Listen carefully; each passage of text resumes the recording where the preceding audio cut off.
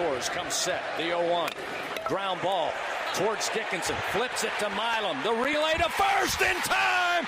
Tigers win. Tigers win for the second time in 3 seasons and the 8th time in program history. The Fighting Tigers reach the pinnacle. They stand alone atop the mountain. Your LSU Fighting Tigers, the 2025 College Baseball National Champions. Isn't it great to have 8? Isn't it great to have 8 indeed, as LSU is your 2025 College Baseball National Champions. Very eloquently put by Chris Blair on the LSU Tigers radio network as LSU caps off their second national championship in the last 3 seasons. Hello, everyone. Welcome into Dugouts, Dumbbells, and Dingers for the final episode of the 2025 college baseball season. David Kahn, Kyle Schassburger with us for the final time before he heads off to Ruston, Louisiana to begin his new journey as the voice of the Louisiana Tech Bulldogs. It will be less cold. It will be not as chilly as it is in the office right now. As you can see, Kyle Schassburger is wrapped up like he's sitting in an igloo in Antarctica right now. I promise, buddy, it's going to be hotter in Louisiana. You're going to be okay.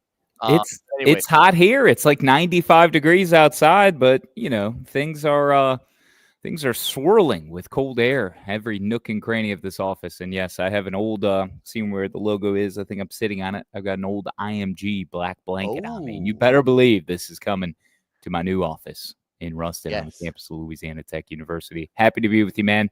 It's a bittersweet day, a sad day, as you and I celebrate our final podcast together. But we'll save that for the end. Let's focus on these Tigers and what a weekend it was. I correctly picked LSU. You took Coastal. They had won 26 games in a row, hadn't lost since April 22nd to College of Charleston, and then they lose back-to-back games, 1-0, the Cade Anderson special, and then final score in Game 2 was 5-3, which featured a first-inning injection. We'll get to all of it. It was a bonkers Saturday and Sunday in Omaha.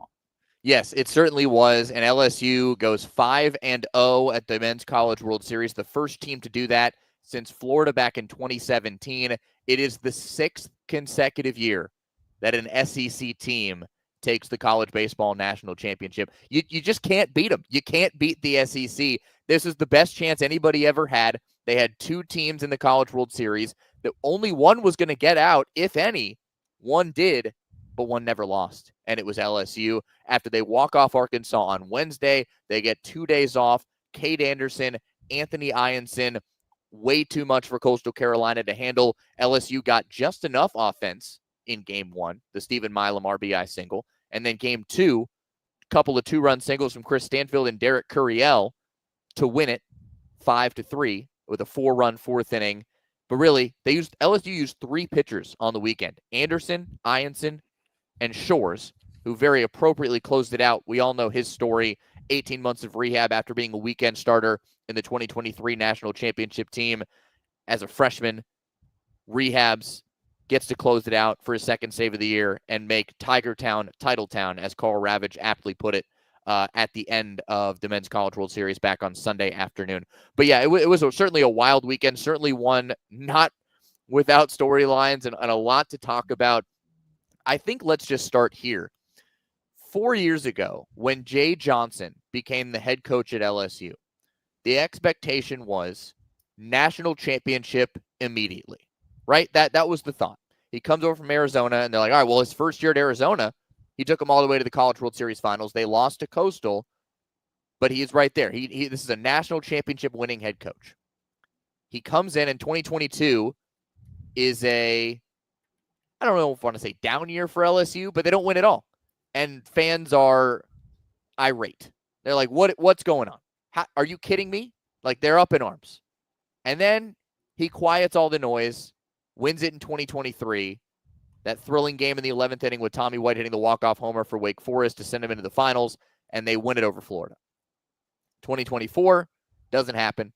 Now this year, he wins it again. Jay Johnson is now the fastest coach in college baseball history to win multiple national championships at one school. So all you folks who said this is not good, that Jay Johnson was not worth it, you have been proven wrong. I because just Jay saw Johnson just won 2 national championships in 4 seasons at LSU. Congratulations to LSU on your 8th title. I just saw a freezing cold take for an article written in Louisiana. You might have saw the same thing where the headline was, Jay Johnson is not the home run hire.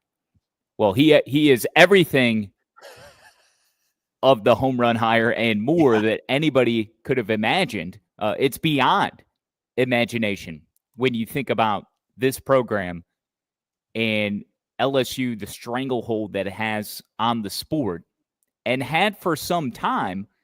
But there was a lull, if you will, between this latest golden era, this new golden age of LSU baseball that Jay Johnson has taken LSU to. First College World Series title came in 1991, 93, 96, 97, 2000.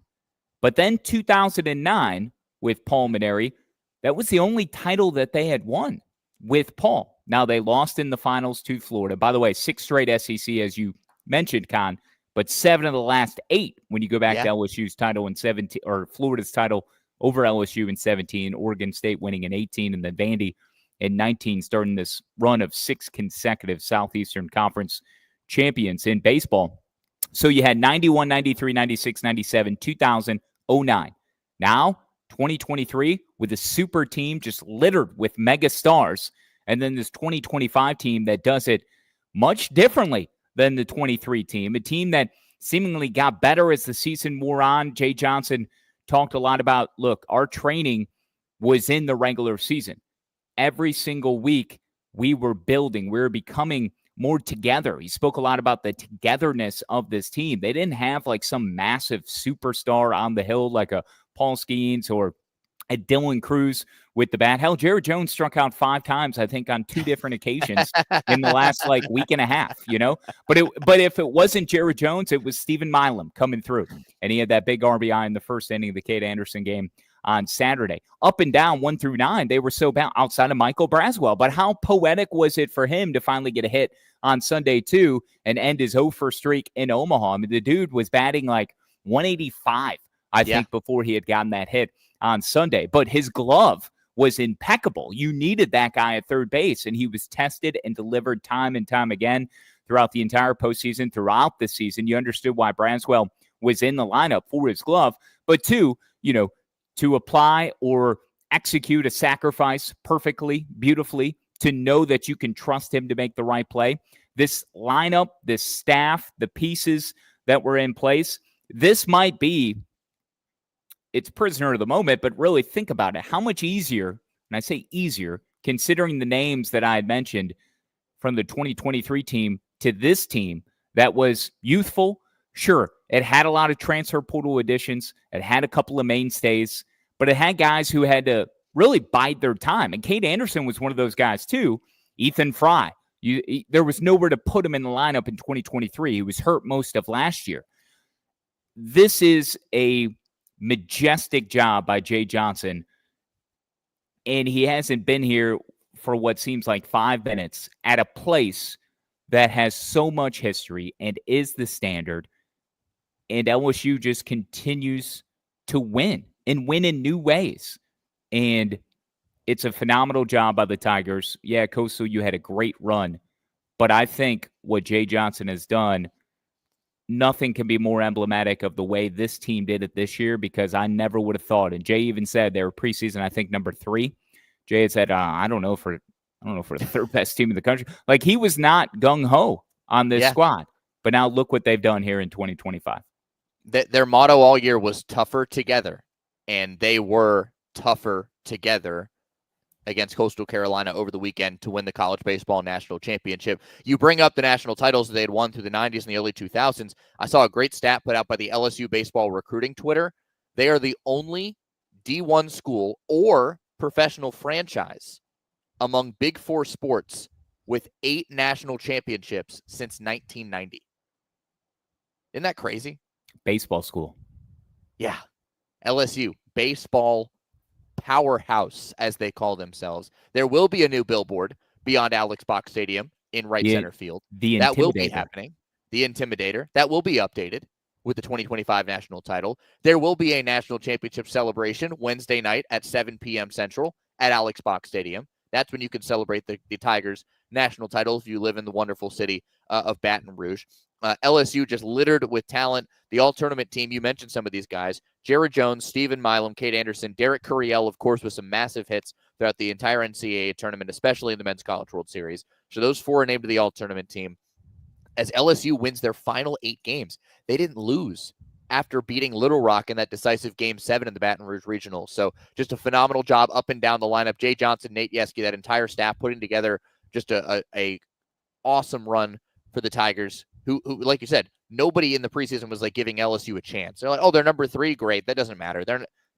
They'll be there, but they won't win. It's that this team has a lot of question marks, whatever. And they put it all together at the right time. It is all about who gets hot at the right time and who is playing together at the right time. And that was the LSU Tigers, and they win the national championship in 2025. I do want to break down each of these games. Game 1, obviously, was the Cade Anderson story. Game 2. One more thing on Jay, just from a numbers perspective, and this should be updated. So Jay, in 4 complete seasons, 4 seasons, 507 in 13 seasons total as a head coach. But at LSU, in 4 seasons, 190 wins. Now 2 national titles, just 77 losses. He's 43-16. 43-16 in NCAA tournament games.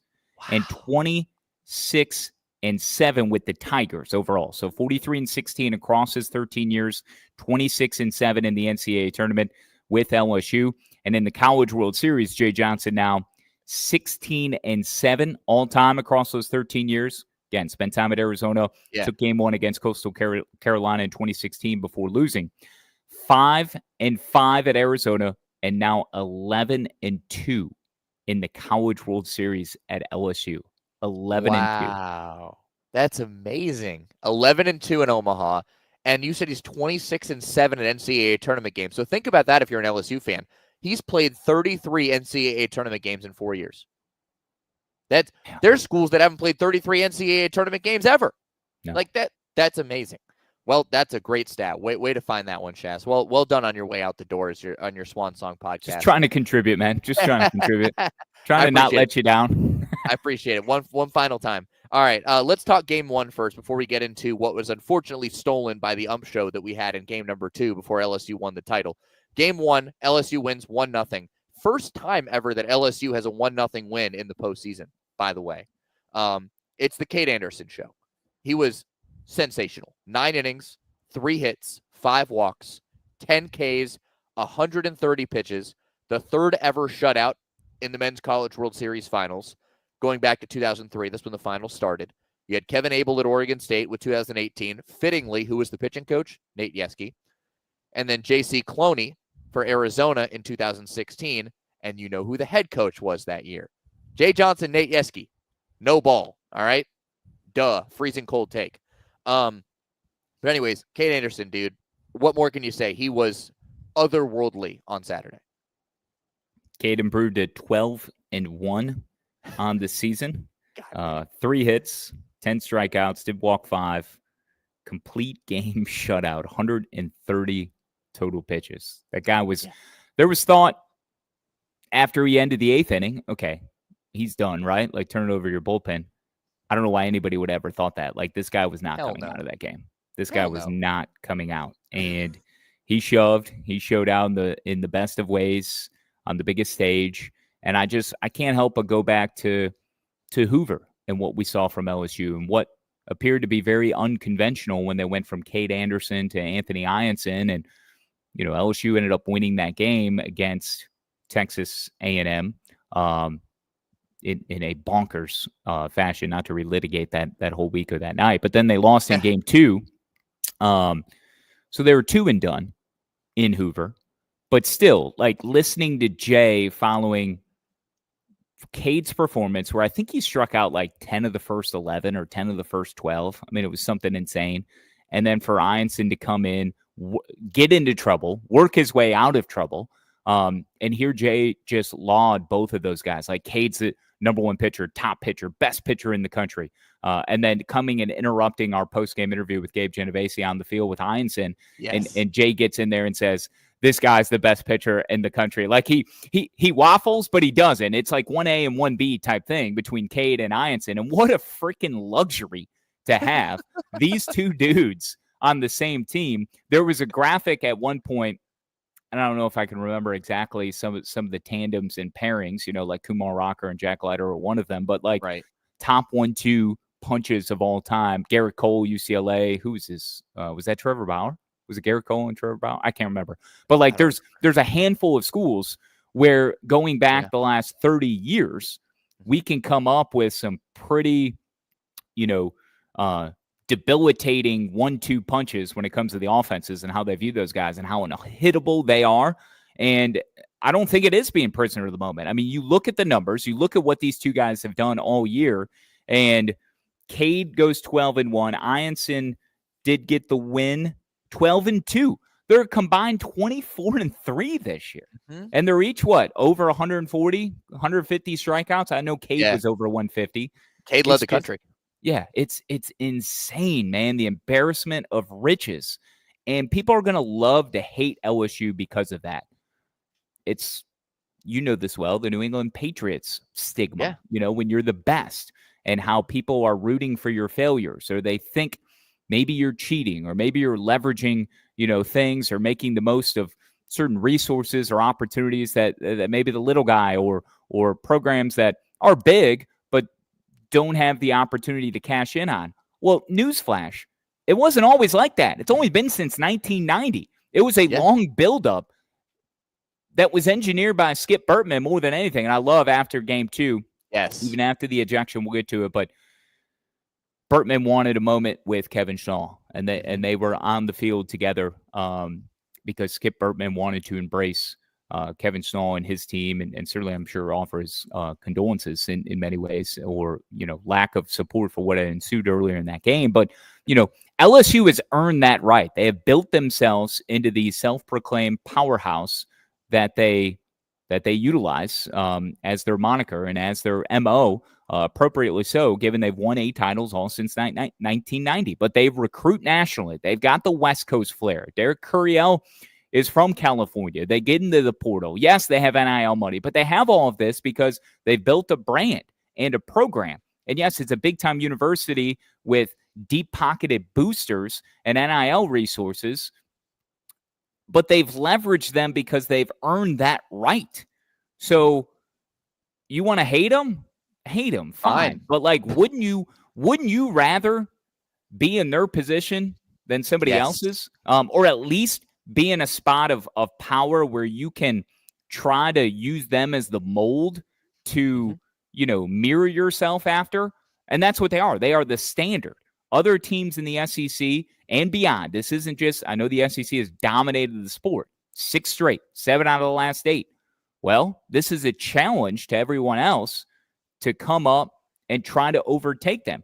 I'm going to Louisiana Tech, okay? Louisiana Tech is actually most known for their women's basketball program. Yeah, 2 they just extended their coach one more year. Just extended Brooke Store one more year. Kim Mulkey played on some of those teams in the mid to late 80s that included numerous Final Fours. I think it was 10 Final Fours in total. They won 2 national championships. They were runner-up like 4 or 5 different times. The Thomas Assembly Center, the TAC, is just littered with all of these Final Four banners, national championship banners, participation game, all that. Are they the program that they once were? No, but they established that history. They had a great run under Leon Barmore, the head coach, who orchestrated most of all of this success. But they were UConn women's basketball and Tennessee women's basketball before UConn and Tennessee had become who they are today, or more recently, UConn. Yeah. It was Louisiana Tech women's basketball, nationally, a brand, okay? Still very recognizable, but since then, it was Tennessee in the late 90s, early 2000s. It goes to UConn. Yeah. And South Carolina's had a little bit of a run too. But this isn't to say that LSU is going to run the sport forever. No. And they very well could. They're best positioned to do that. But use this as a challenge, these other programs, these other leagues, to try and chase their successes. And for other fan bases, why do you even waste bandwidth to throw tomatoes at these guys or be upset? Like, you cannot agree with it because it's not your team, and that's the beauty of fandom and how phonetically crazy people are in pulling for the worst things to happen to those that endure or experience the most triumphant of experiences. That's just life. But dude, LSU has earned it every single step of the way. So hat tip to them. Absolutely. Love a lot of the stuff you said there. I thought that's incredible. Very eloquent way to put it. Here's the thing. You're exactly right about LSU and where they stand in the position of the sport. And the reason they stand there is because of the fact that they are relentless. They never stop. Jay Johnson was on the Paul Feinbaum show yesterday, and he said, I have a Zoom with a player tonight, like that I'm recruiting. They've already signed players in the portal while they're playing. He even had a player text him after game 1 telling him, hey, coach, I'm not coming on my official visit. I committed to another school. And Jay was like, did you watch our game that we just played? Why would you not want to come here? Because it was right after Cade Anderson's gem.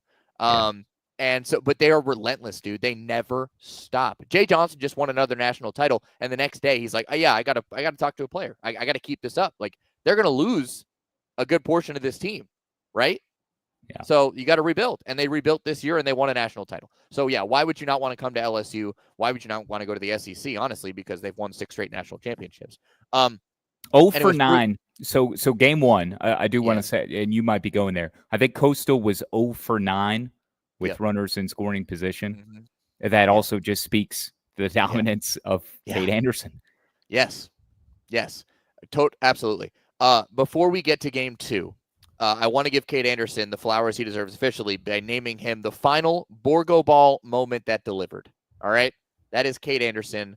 No question about it. Here's your Borgo Ball right here, delivered by BackyardBaseballBros.com. The Borgonio Bros, they continue to go viral, Shass, to the tune of the fact this was just tweeted by their father this morning, and I'm going to share this tweet with you real quick just so you can see it. Over 60,000 followers and tens of thousands of balls sold worldwide.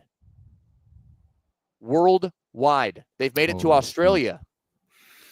They have over 60,000 followers, and they've sold over 10,000 Borgo balls. How about that? That's insane, and you know what? Man. You can get yours by going to BackyardBaseballBros.com, paying them a very low fee of $20. And you get a 4-pack of these Borgo balls, raised seams, foam baseball. You can play with it indoors. Very easy to use. You can throw any pitch you want.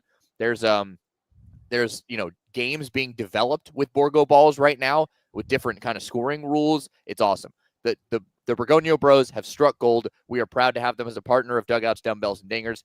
Borgo balls, BackyardBaseballBros.com. Congratulations to them on all of their success. Just wanted to share that as we give Cade Anderson the final Borgo ball moment that delivered during 2025. We had a no-hitter in this College World Series, 19 Ks, Gage Wood. Gage is great. And then we had a 9-inning complete game shutout by Cade Anderson. Second one of the year for Cade Anderson. He threw another one.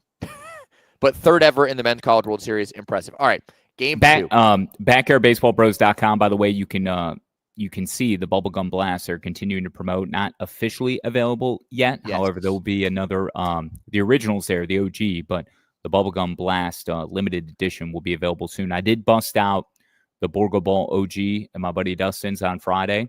Should have it this Friday as well. We played in the yard, and man, dude, the spin rate on these things, it is so sick. We know this. Dude. We've been talking about it all year, but it's nearly unhittable. But when you do square it up, that thing will freaking fly, man. Yeah. It's a lot of fun. We do have teas. Are we going to save this towards the end of the show? We have a bracket winner. We will get to you. I was going to do it now. Okay, yeah, do. Okay. I thought that was I'll do it now. Yeah, let's do it. So the D1 Baseball Bracket Challenge has been finalized. We have a winner of the D1 Baseball Bracket Challenge pool. Over 20 submissions. It was not Ethan Power, Kyle Schassburger. It is someone that you and I both know very well. It is someone that up until next week, I've called many things, but namely my landlord. It is Drew Brackett. Wow. Congratulations to the Drewster, as he's called on the D1 Baseball Bracket Challenge. He is the winner of the 2025 D1 Baseball Bracket Challenge pool. He will be receiving a 4-pack of Borgo balls. And I want to tell you this, Shass, because I was sitting on the couch with Drew last night, and I had not checked the bracket challenge yet. And Drew goes, man, I think I picked Arkansas. How badly did I do in the bracket challenge? Like, oh, let me pull it up. Let me check. And I pull it up, and I'm like, Drew, you won. He's like, no, I didn't. I'm like, yeah, you did. And I show him the phone. He's like, holy crap. Who'd I pick? And I was like, you picked LSU. You're the only one who picked LSU to win. And he's like, that's awesome. What do I get? And I threw him the Borgo ball. And he was like, oh, that's cool. So Drew awesome. won. Yeah. So Drew in the year, will get the 4-pack. In the year that the Rooster made it all the way back to Yes. Omaha. Yes. Could not win a game against LSU, but still to the final series. Yep. It is instead the Drewster who climbs the tallest mountain and will be shouting from the summit that he is the landlord of the next 4-pack of Borgo balls. That's right. I will be emailing the Bergonio Bros with my address, actually, until next week today. To say, hey guys, when you get back from your international adventure, we have a winner. Send him his way. I thought you moved, man. I thought you're out. I am moving officially next week. It's been a slow process. This is like the longest move I've ever heard. Whatever. It's fine. I don't really care. Anyways, game 2. So LSU won 5-3. That's not the story, unfortunately. The story is the show that was put on in the first inning.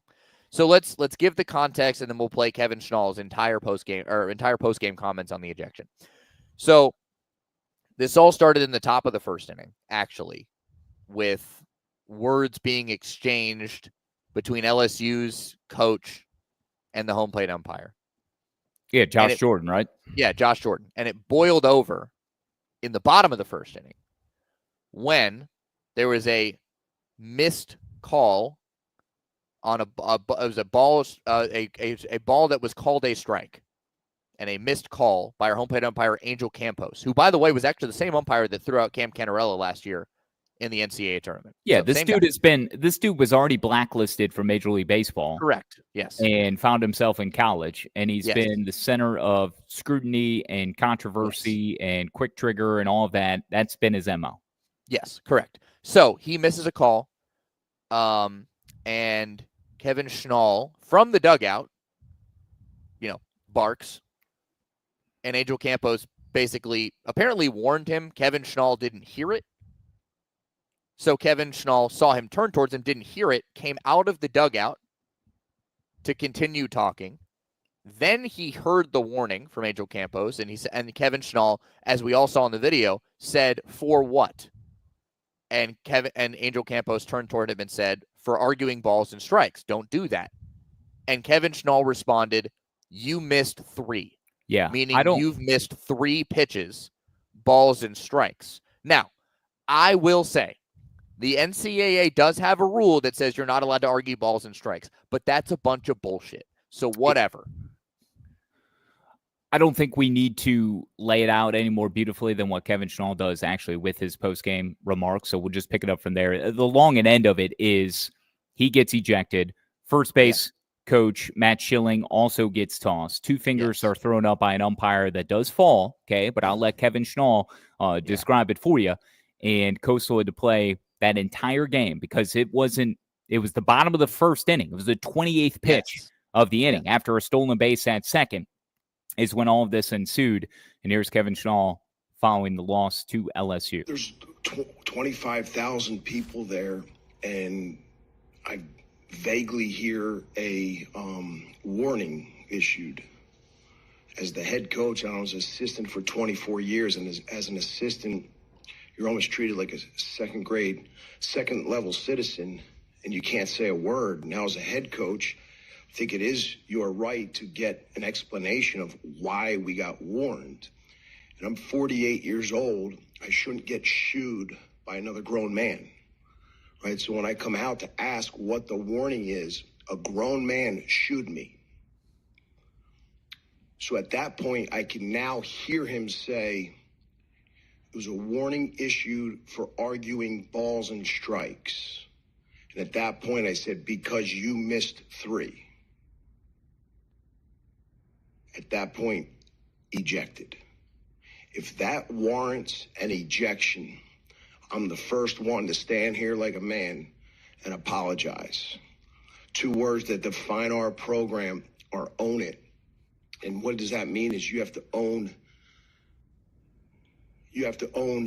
everything that you do. Without blame, without defending yourself, without excuses.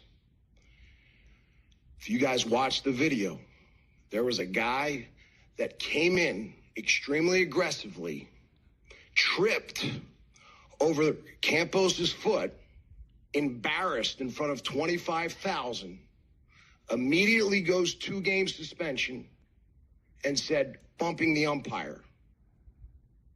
Immediately does that. There was no bump. He was embarrassed. I shouldn't be held accountable for a grown man's athleticism.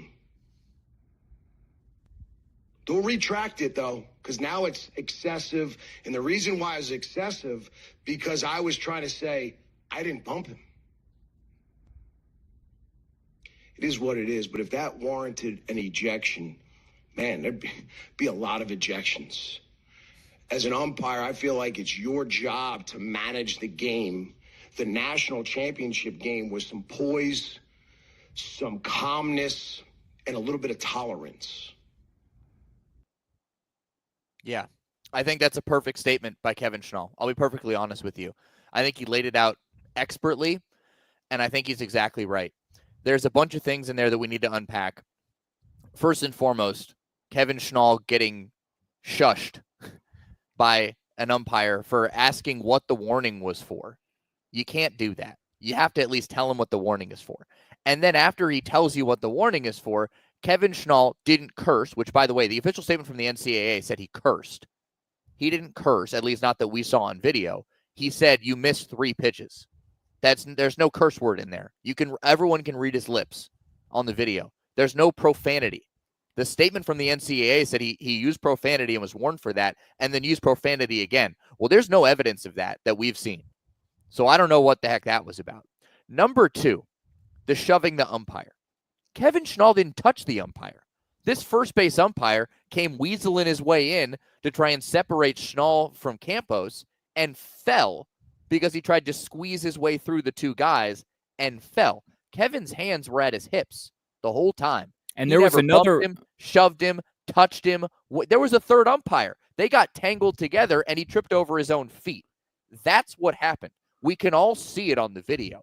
So the fact that he embarrasses himself and to cover up for his own mistake, instead of owning it like Kevin Schnall says he would do if he made the mistake, he immediately goes, bump, 2 games, 2-game suspension.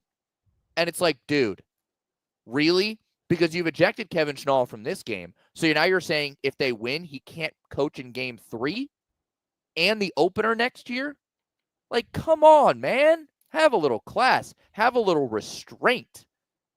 Like, good Lord, that was one of the calmest head coach ejections I'd ever seen. And it's in the first inning. Like, you got to have a little bit more poise there if you're an umpire. I thought it was horribly handled by the entire crew. Yeah, restraint is a word I would use. You got to have tolerance. You got to know the situation.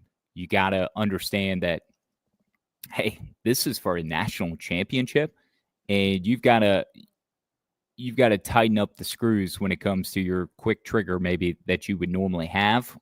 And it wasn't Campos that was holding up the 2 figures, but it was Campos behind home plate that instigated this whole thing, if you will. And could Schnall I don't care if he was swearing. He may have been swearing, like, I'm not a lip reader. I don't know. But to me, I don't care. He could have said, I'm going to take your mother out tonight and do this and that with her. I don't give a damn. None of that should have been worthy of an ejection in that moment in game 2, the Men's College World Series. Like, you've got to pump the brakes. Mm-hmm. And there was another umpire with Campos initially before the third one came weaseling in, as you put it, and he very much did. And then his lack of athleticism, which I thought was one of a few great one-hitters in there from Schnall's response in postgame on Sunday. He should not have to apologize for another man's athleticism. Just great. Very pointed stuff. Schnall has become such a favorite of mine over this year, this postseason more than anything, because he's been the center of attention with this Coastal Carolina team that had won 26 in a row up until Saturday. But, his response to the Kevin O'Sullivan situation for the Coastal Regional, the shot to Cleaver's brand and nickname and just standing up for his program in a way to say, hey, look, we're not the little guy. We're not some Cinderella. Like, he's always had his chest puffed out, and they have talked the talk as much as they have walked the walk. But that second umpire that was with Campos before the third one came in and tripped over his own feet or the umpire's feet, I thought there was a chest bump that was initiated from the other base umpire that was initially there, because he started to walk up towards Schnall very aggressively, and it seemed like that umpire kind of poked his chest out. I haven't heard anybody talk about that, and if you look at the video more closely, you'll see that the other umpire next to Campos, before the third comes in and actually falls, was initiating a bit of a bump.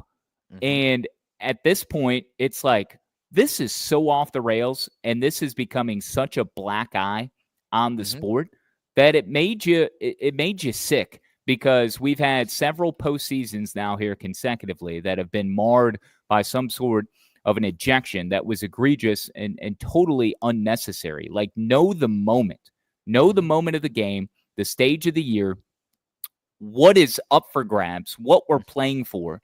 And you've got to be a little more passive on these things. It's no different than there are points of emphasis for any referee or umpiring crew. I think it's more so in football and basketball. You hear the term, certainly basketball, points of emphasis, where you are trying to really tighten the screws early on in a season to just, remind folks of any sort of rule change, or maybe what players or coaches were looking to take advantage of in the past. Like, hey, we're going to crack the whip a little more tightly here, and hopefully this corrects you later in the season, where we can swallow our whistle at times and not be a bunch of jags where we're turning this into something about ourselves and taking all of the spotlight off of the coaches and the players. That same sort of premise should be applied here in these moments where, you can't argue balls and strikes.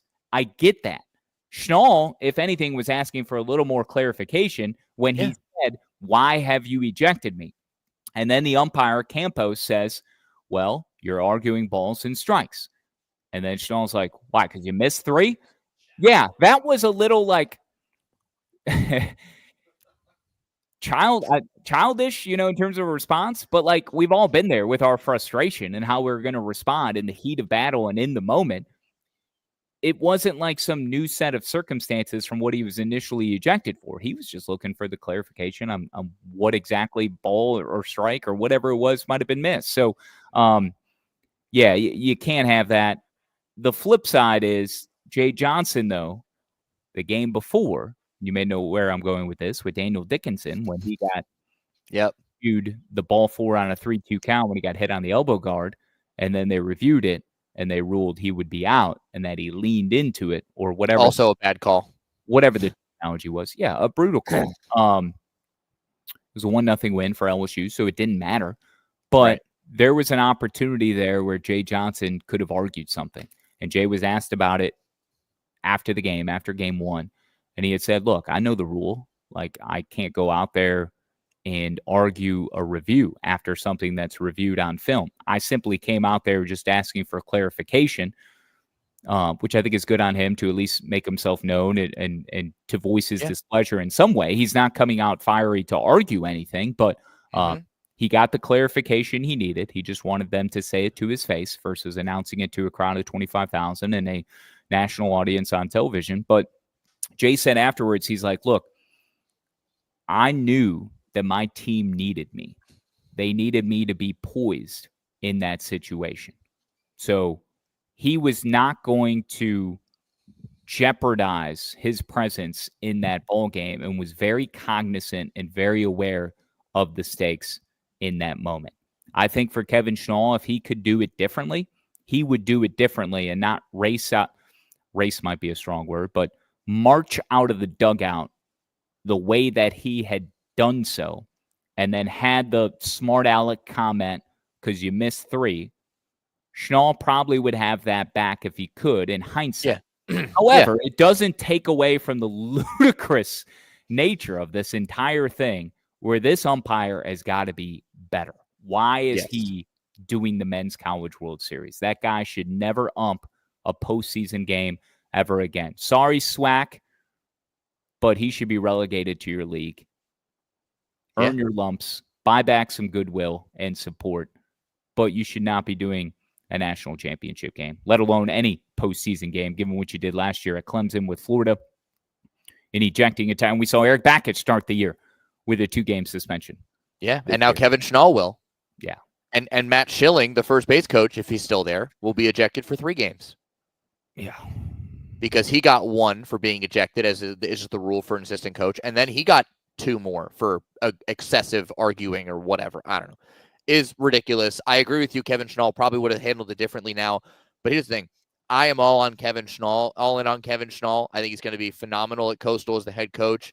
I already want to go there for the preseason preview pod next year. I think that would be fantastic. That's already in my brain with wherever this podcast goes, but I already want to do that. So that's my goal for February of 2026 is to go. You don't want to come. You don't want to come to Ruston, Louisiana? Nope, sure don't. Man. I've been there one time, and I'm good. Come on, man. Diamond Dogs are part of my early 8 for Omaha. Not good sure for you. Nope, didn't do that. Speaking of Daniel Dickinson, he broke his hamate bone. Hamate. Ooh. How do you say it? Hamate. Hamate right? Bone. Yeah. Yeah. He this surfaced after the win. The hamate was broken in the regional opener. Oh, he what? Continued to play with it. And holy crap! LSU's second baseman, the same injury that Warren Morris had. So how about conjuring up some nostalgia and old LSU memories? Crazy. So wow, I didn't know that. Anyways, the one more thing on this. Sorry, why do we care what a coach says to the umpire? Joe Healy brought this up on the D1 pod yesterday, and he's spot on. Why is it Dan Hurley or John Calipari or Rick Pitino can lose their absolute minds at officials in college basketball? In the NBA, it's less of a thing, but certainly in college basketball. And also in football, you can see Nick Saban when he was on the sidelines, or Kirby Smart, Lane Kiffin. Name your head coach. They will rip off their headsets, throw it across the sideline, jump up and down, stomp their feet, go ballistic. Mm-hmm. These guys are never ejected, rarely warned. It's a sideline warning, if anything. They've got all these staff members that are pulling them back. Why are we drawing such a hard line in the sand with these baseball coaches to make some rule black and white that is only exclusive to the sport of baseball? That is what I don't understand. That is taboo. That is outdated. If we change that, that will alleviate some of these issues in the future. Totally agree. Fantastic point by you. Totally agree with that. The notable numbers for LSU for game 2. Anthony Ianson, 6 1/3, 3 runs, 9 Ks, 1 walk, 99 pitches. He was sensational. 4-run, 4th inning, puts it away. Chris Stanfield, Derek Curiel, a couple of 2-run singles. Chase Shores, the final 2 2/3, scoreless, 4 Ks, coming in after Wells Sykes hits the 2-run homer. What a postseason he had, especially in Omaha for Wells Sykes, the kid from Charleston, South Carolina, doing it in Conway on the highest stage. Jacob Morrison suffers his first loss of the year, but LSU is your 2025 national champions. And of course, we have to show you the fantastic merchandise that Home Field Apparel, one of our great sponsors, has delivered to celebrate LSU's 2025 national championship. The LSU 2025 Baseball National Champs Ringer Tee, $40 right now on homefieldapparel.com. You can get any size you want. Take a look at that beaut. Kyle Schassburger, I mean, I know you want it. I want it. Look at that thing.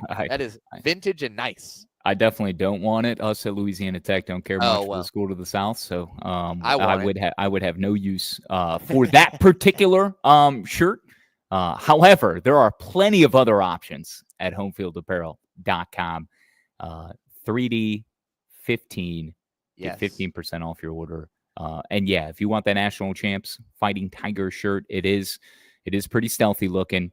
It's got that retro feel to it that so many of the Home Field Apparel items do. It's what makes them so great. They're continuing to launch and drop new items. It seems like every single day, but this is just the latest gem to the collection from Home Field, homefieldapparel.com. Josh, I would assume is back from Omaha at this point. God, it's one of those things. People that go up there for the event, I mean, that's 2 weeks of your life around the games, man. 2 weeks. Yes, it is. Of your life. Yes, it is. We've been going around the diamond presented by Home Field Apparel and their Diamond Classics collection, all men's College World Series long. As Kyle said, 3D15 gets you 15% off your first order at Home Field. They make quality, thoughtful apparel for more than 190 colleges and universities. We had all of the teams represented at the men's College World Series on Home Field Apparel with the Coastal Carolina Omaha project, the surprise Murray State drop, more Coastal stuff coming soon. I'd assume more Murray State stuff coming soon as well from Josh and his incredible team. Home Field's next summer school drop is out on Thursday. It's UConn. Speaking of Dan Hurley, 8 new hats from their UConn line are coming on Thursday, so make sure you get that as well. HomeFieldApparel.com. Thank you to Josh Johns and his team for being a great sponsor for us all postseason long. We have thoroughly enjoyed working with you, and we look forward to continue doing that in the future. Couple of things on LSU to close the book on. I don't know if you saw this. The Empire State Building lit up purple and gold to celebrate LSU's college baseball national championship. First time ever that the Empire State Building has lit up for a College World Series champion. I thought that was incredibly cool. Also, apparently, Jake Brown and the LSU team had Crocs shipped to them overnight. Yeah. After Jake Brown revealed that he had been buying Crocs with his per diem money, and the company caught wind of it, and they sent Crocs to the entire LSU team. I thought that was pretty cool in Omaha. Yeah, he said his text thread was blown up. I think you sent me that, right? I'd seen it because you shared it with me. Yeah, his text thread was blown up. The team chat, he had asked everyone's sizes for the Crocs, and it was just a bunch of sizes. Nobody was saying thank you or anything. Nah, he was kidding though. But yeah, they loved it. I don't understand the infatuation with Crocs. So if you're looking for a Crocs partnership here on this PodCon, I'm not the guy to help you here on the way out the door. Okay. No, all right. I'm not either. We're good. We can move on. Let's move on to the Jello shot final numbers. LSU won. Shocker. 52,390 shots bought and consumed by LSU faithful at Rocco's Pizza Bar and Cantina in Omaha, which seemed like it got overrun again by LSU Nation. Incredible stuff by the Tiger faithful. The next closest, Coastal Carolina, with 9,117. So wide 43,000 more than the next closest program. Murray State did finish fourth. 8340. Arkansas, 9,075 was third. LSU, your first repeat champion after 68,000 plus 2 years ago. That means their 2 winning years alone, 120,000 plus Jello shots for LSU. It's a lot of Jello, man. It's a lot of Jello. I don't love Jello that much, I'll be honest. I would probably buy like one and be done because I just don't love Jello that much. But anyways, Rocco's doing great stuff. They've donated over $500,000 across the years they've been doing this now to food banks across the entire country. The Baton Rouge food bank that they are donating to will be getting a ton of money this year for the 52,000 Jello shots that LSU fans consumed. So well done to Rocco's, well done to LSU for, claiming the rightful title that we all knew you would continue to claim. Do you think it's a prerequisite to like Jello to be able to take a Jello shot? No, of course not. But I won't put something in my body that I don't like. I'm not like you. I think most people don't like Jello. Yeah. Most adults, okay? Yeah. But Jello shots are going to be consumed at a high rate because it is alcohol infused. Yeah. Like I think the majority of people who are taking Jello shots are not thinking about whether or not they like or dislike Jello.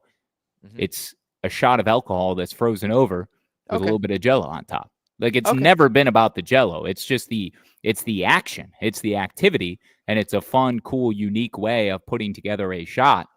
And you do so, it just so happens to be with Jello. But I've never heard somebody say, I don't like Jello, so maybe I'll take one Jello shot, but that's it. I'm done. I just had never heard somebody say that out of their mouth. But you are a unique individual. I am indeed. I am. Yes. I have a unique surprise for you, and I will get to that, as well as some coaching carousel news to help celebrate you walking out the door for the final time. You're on Dugouts, Dumbbells, and Dingoes. We will get to that on the other side of this timeout. We'll be back in just a minute. College sports fans now have access to hundreds of weekly podcasts that zero in on the college sports world.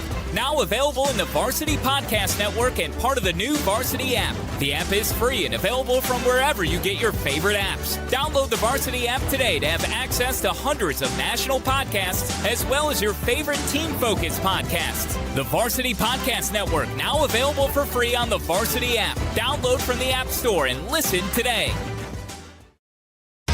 Which schools will take home the prestigious Learfield Directors Cup as the top college athletic programs for the 2024-25 college athletic season? You can follow the standings of your favorite team or alma mater at L Directors Cup on Twitter and online at thedirectorscup.com. Trophies will be awarded in June 2025 to the winning institutions in all college sports divisions. Learfield Directors Cup, the crowning achievement in college athletics. All right, we're back for just a couple more minutes here on Dugouts, Dumbbells, and Dingers. David Kahn, Kyle Schassburger at SportsCon4 at Kyle Schass. The final episode of the 2025 college baseball season. Schass, before we get to my surprise for you on the way out the door, coaching carousel. Well, yes, Golden Spikes Award. Let's get to that first. Thank you very much for reminding me. I was going to go to the coaching carousel, but let's go to the Golden Spikes Award. Vahiva Aloy. My surefire lock. The prized one. Yeah. Nailed it. Vahiva Aloy is your Golden Spikes Award winner, the 47th winner in the award's history, third at Arkansas, joining Kevin Kopps in 2021, Andrew Benintendi in 2015, making Arkansas the only SEC program with 3 or more Golden Spikes Award winners. Congratulations to Vahiva Aloy. You are the Arkansas rabid fan, or you were, as you work with them, you work with their network, you live and breathe Arkansas baseball for a long, long time. You've called games for them. So I will let you wax poetic on Vahiva Aloy winning the Golden Spikes Award. I will always remain a fan of the Hogs, given my connection with them, helping to manage their network the last few years. Yeah, all the fill-in work. But Vahiva, it means his name, the prized one. He led the team in almost every offensive category this year. Batting average, slugging, on-base percentage, runs scored, hits, doubles, home runs, extra base hits, total bases. I don't know what he finished with. I think he had 21 home runs. Yep. Okay, average around like 350. Okay, yep. Just going off the top of my head right there. He finalist for the Brooks Wallace Award, semifinalist for a Dick Hauser Trophy.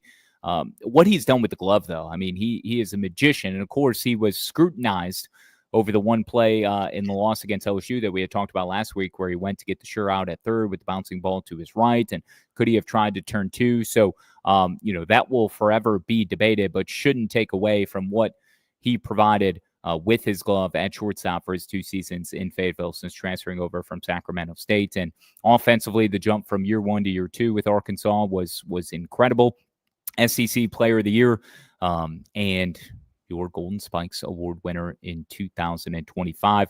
Consolation prize for Arkansas not making it to the MCWS Finals? No, I don't think so. But no. Aloy was back up there to receive the trophy. Dave Van Horn came back.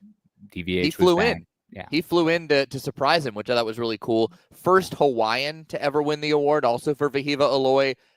68 runs batted in, 81 runs scored, 1.107 OPS for Vahiva Aloy, your 2025 Golden Spikes Award winner. My surefire lock. Nailed it. Let's go. I'm taking the torch from you, and I'm running it right through the freight train in the next year. I will get my locks on lock in 2026. I also think Kyle Schassburger, he should be the final addition to the All Schass squad in 2025. Let's put him on there, man. Let's put him on there. He is he's definitely worthy. All right. Vahiva Aloy is the 2025 final submission for the Golden Spikes Award. So the final All Schass squad. Do I have a catcher on there? No. It's Cade Beaudin. Okay. I love that. All right. Okay, so here is your final All Schass squad in 2025. James Quinn Irons from George Mason, outfielder. Jet Music from Campbell, outfielder and right-handed pitcher. Maximus Martin from Kansas State, infielder. Blake Gillespie, right-handed pitcher from Charlotte. Malachi Knight, outfielder from Washington. The D1 baseball staffers, Joe Healy would be our representative. Jack Oman, right-hander from Yale. Liam Doyle, left-hander from Tennessee. Angel Cano, infielder from Little Rock. Vahiva Aloy, infielder from Arkansas. Caden Bodine, catcher from Coastal Carolina. I think I need another infielder. You have 3. Yes, you do. Give me one. Who you got? You have 3 righties Technically, yeah, 3 righties with Jet Music, who could be a reliever, and you have Liam Doyle as a lefty, so you're good there. You have 3 outfielders. Joe Healy, could he be your infielder? Do you want him to just be the infielder? No. Or do you have another one? Let's do Daniel Dickinson? Braswell? Daniel Dickinson. Milam? Let's do Ben Miller from Duke. Ooh, perfect transition into the coaching carousel. So Ben Miller, infielder from Duke, is the final submission. So 1, 2, 3, 4, 5, 6, 7, 8, 9, 10. You have 12. You got 12 members of the all Schass squad in 2025. And that's a mustache play more than anything. Miller does play on the infield, right? He's third baseman, I thought. Yeah. Okay. So you're good. Okay. All right. Good job. Anyways, perfect transition into the coaching carousel, my friend. We'll always love your transitions. We'll miss them as much as anything else. Corey Muscara, the Blue Devils, got moosed. Corey Muscara, new head coach at Duke. Your thoughts? I love it. I actually am surprised that it worked out as well as it did for the Blue Devils, given Pollard's exit and what had to have been a deal that was done well before the loss to Murray State in that Durham Super Regional, for just how quickly all of that had moved. I thought there was a chance for Josh Jordan at LSU to go back to Durham. But with him continuing, not to say that should recuse him, because we all know Wes Johnson took the gig and remained with LSU while continuing to work and build out his Georgia team in 2023. But I think with Muscara and the familiarity between Wake Forest and Duke and being in the ACC and being in the same state, I think every athletic director has a list, right? That they all should. And for Nina King and the Blue Devils, I think that baseball book on that very first page somewhere was Corey Muscara's name. So while he may have slid back a tad since Wake's 2023 College World Series run, I don't think that's at Muscara's fault. It's more so just the makeup of the Wake team and some of the things that they've battled, whether it's injuries or, you can't get back to Omaha every single year unless you're LSU. But yeah, Muscara, I think, is a home run hire. I love his personality, his charisma. He's very nerdy. But just his trek and his career arc, this has always been something, you can, not to make this about me, but like, we all have a dream. We all have a dream job. We all want to hunt for the pinnacle of our career. At least I thought all of us do. I've learned here in the last few months that it isn't in everybody's DNA, and hey, to each is their own. However, for Corey Muscara, this has always been part of the equation, and he's been very selective, right? Like, he had opportunities to leave a couple of years ago after Omaha. I think the Penn State opening is one that comes to mind. He was waiting on the right fit for himself. He was very choosy, very selective. He had leverage, and I think this is the right time for this exit ramp and for this strategy to prosper for him in this new role as the head coach, a CEO of a program. And I think he's going to bring great energy. He's going to be able to recruit certainly some phenomenal arms, given he is and has been a pitching coach, and that is his MO. But I think his personality, I hope it doesn't change. Like, he'll become a little bit more tight, I'm sure. You heard Kevin Schnall talk about, look, as assistant coach, you're treated as a second level citizen in a lot of ways. So he's going to have to curtail and change a little bit, maybe the way that he operates, and now managing his staff and handling the players and everything that comes along with being the CEO of a program. But he's a good dude, and I loved our meeting with him a couple of years ago in the preseason. So super stoked, super excited. I think the Blue Devils are in good hands. It just might take at least a year to rebuild, because they are bludgeoned by Pollard's departure to Charlottesville. Absolutely. A lot of players have already hopped in the portal and joined Chris Pollard in Charlottesville. The one thing I'll say about Corey Muscara as well, I agree with everything you said. That's going to be the longest player and team meetings of all time, and post-game meetings, because if Duke brings back their radio broadcast and wants to do a post-game interview with the head coach, you're going to have to do a 30-minute post-game show to get on with Corey Muscara, because that guy can talk. Duke got moosed, and it's a great thing. But that man can talk. So players, bring some snacks, bring some drinks, bring a chair, bring a pillow, get comfy. It's going to be a while before you're done with these meetings. Anyway, congrats to Corey Mascara. The other finalist was Dan Skirka at Murray State, and Murray State said, no. You're staying right here. And they signed him to a new deal for 4 years, expected to be the highest paid coach in the Missouri Valley Conference. Very well deserved for Dan Skirka, who brought the Racers to Omaha. And he had already stopped cutting the grass. That was false. Yeah, that was false. Either maybe he did it once upon a time, or it was just a funny nugget that helped kind of the legend and accentuate this whole Murray State Racers run to Omaha. But yeah, upon their arrival in Omaha, and once the media circus began for those 8 teams playing for the College World Series, he did clarify, no, I do not cut the grass. That is not my job.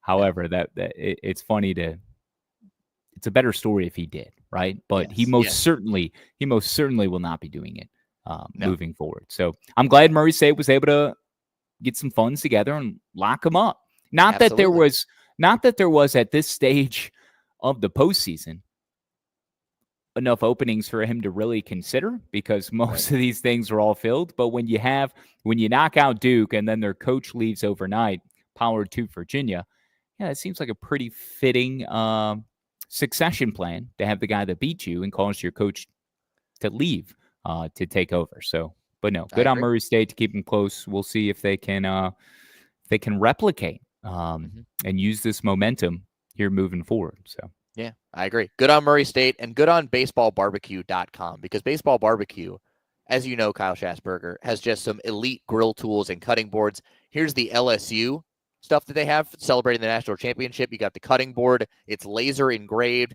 You got the really cool tools with the baseball bat handles with the team names on them. You get the logo on the edge of the bat handle. You got some really unique cutting board designs, a bottle opener, fork, the slider spatula, everything you could want and more at baseballbarbecue.com. Use the code 3D-20 to get 20% off your purchase and find the perfect grilling gift for the college baseball fans in your life at baseballbarbecue.com. They're fun and functional. Their products are perfect for casual fans or serious grillers. Thank you to Baseball Barbecue for being a sponsor of Dugouts, Dumbbells, and Dingers. And in that same vein, Kyle Schassburger, my unique surprise for you.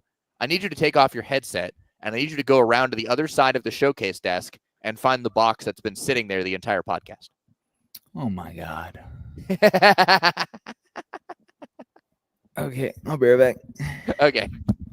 So before this podcast began, I went in and I put Kyle's surprise in a box across the desk from him, knowing that he would either ignore it or just not even notice it.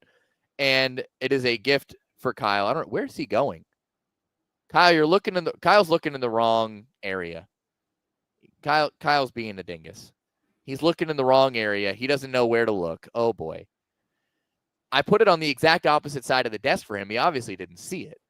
Now he's trying to find the box. But anyways, this is a gift from me to Kyle to celebrate his journey as the new voice of Louisiana Tech. He's still looking in the wrong spot. He still doesn't see it. I think he finally found it. I can't tell. Oh, no. Put your headset back on. Oh my goodness. Not this guy? No. Put your headset back on. Put your headset back on. I'll tell you. Where is Kyle, yeah. At the desk you're currently at right now. Go to the opposite side of that desk and look on the floor. Oh boy. Oh, okay. I went by the door and was looking at all the other boxes. I saw. I could see you. Okay. Good job, buddy. Okay, Kyle's gonna go find the box now. Oh goodness. Anyways, I put this in there before the podcast began, knowing Kyle wouldn't see it, so I could surprise him with it at the end. So what? Oh, he's putting the other box back. Okay. Good job, Kyle. Way to clean up.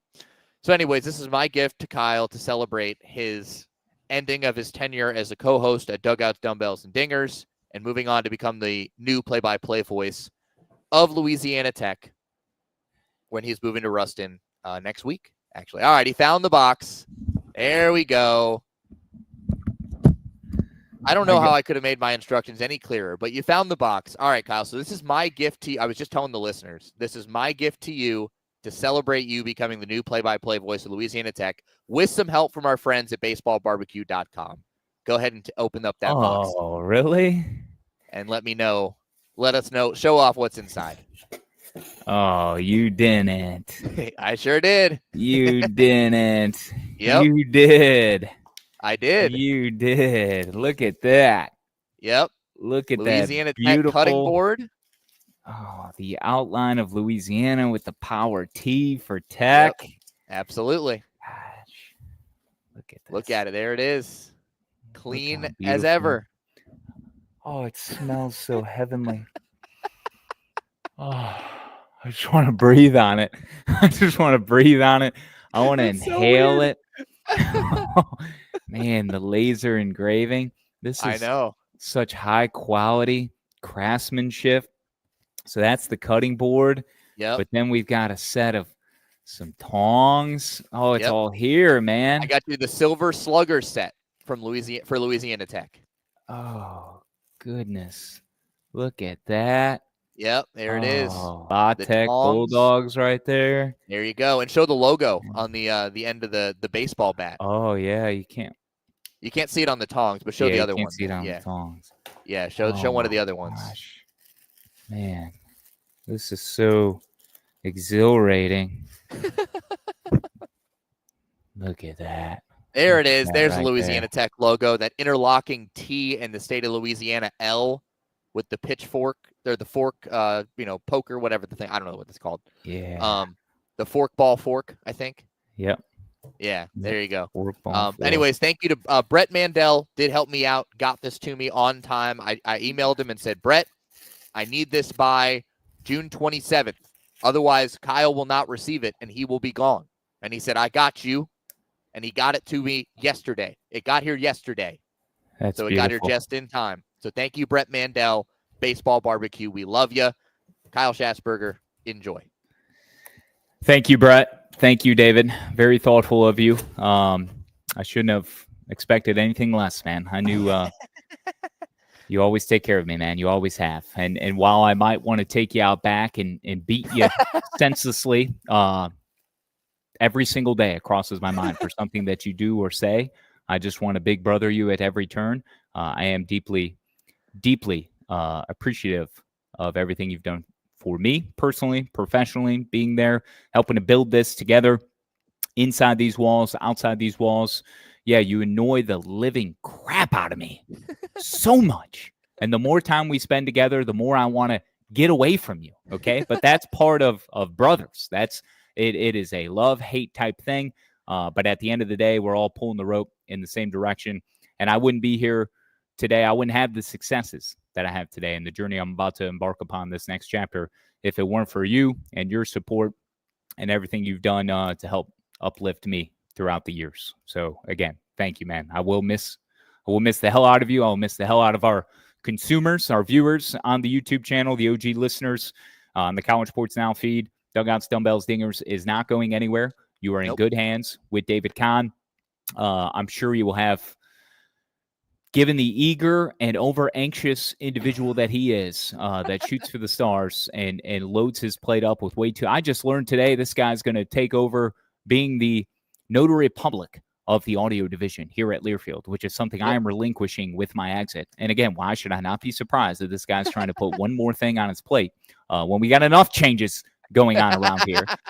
But his personality and how he operates as an individual should never come close to having a stamp to notarize something, because the amount of nerves and anxieties that he is going to cause himself and so many others wielding this stamp, okay, might cause this building to crumble. All right. and I'm glad that I am not here for it. So he has no idea what he's getting into. But all right. But yes, man. It's bittersweet, but it's got to happen.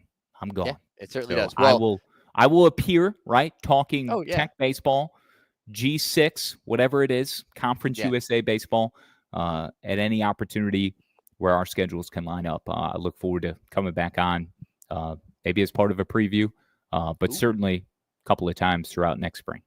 Sure, absolutely, and beyond. Well, yeah, thank you for the kind words. I appreciate it, and I know I annoy the living hell out of you, and it's all out of love. But anyways, again, congratulations. We are deeply going to miss you here in this building, on this podcast, and Hoover, doing the Phil Steele show, you and I just broing out together. I mean, those are the moments I'll miss the most. I know we're going to have a lot of that this week. We've got a lunch for you tomorrow, a happy hour on Thursday. We've got a thing on Friday. Like, there's so many things going on to celebrate. I mean, how do you celebrate the man, the myth, the legend, Kyle Schassburger? There's never enough celebration. So I know you're headed out on Sunday. So we got to get all the celebration in that we can before you depart for Ruston to start your new journey as the play-by-play voice of Louisiana Tech. I will give you the final words, Kyle Schassburger, if there's anything more you want to say, and then I'll close it out. Gains. Why are we surprised? No better way for Kyle Schassburger to close it out. That's going to do it, folks, for us for the 2025 college baseball season on Dugouts, Dumbbells, and Dingers. 26 episodes of Dugouts, Dumbbells, and Dingers this year. We rebranded the podcast, whole new imaging, added some new partners with Home Field Apparel, Backyard Baseball Bros, and the Borgo Balls with the Borgonio Brothers. It has been an awesome year, the 5th year of the podcast. It's not going anywhere. More details to come on what is going to happen with the podcast, the direction it's going to take, who will be on it alongside myself. But none of that matters right now. We say thank you to our sponsors, Stephen Hartzell, Adam Witten, for giving us the platform to do this podcast on the part of the College Sports Now and Learfield families. We say thank you to Home Field Apparel, Baseball Barbecue, Backyard Baseball Bros, and the Burgo Balls. Thank you to all of the coaches, the players, the SIDs, the baseball athletic staffers from around the country that have allowed us to do this, the representatives of these teams that come on, share their stories. We sincerely appreciate it. From all of us, just a huge, heartfelt thank you for making this the most successful and biggest year of Dugouts, Dumbbells, and Dingers that there ever was. We will close by saying one final congratulations and farewell to Kyle Schassburger as he moves on to become the play-by-play voice of Louisiana Tech, and rightfully so. We will close with this as we bid you farewell and a safe journey to Ruston. Goodbye, everybody.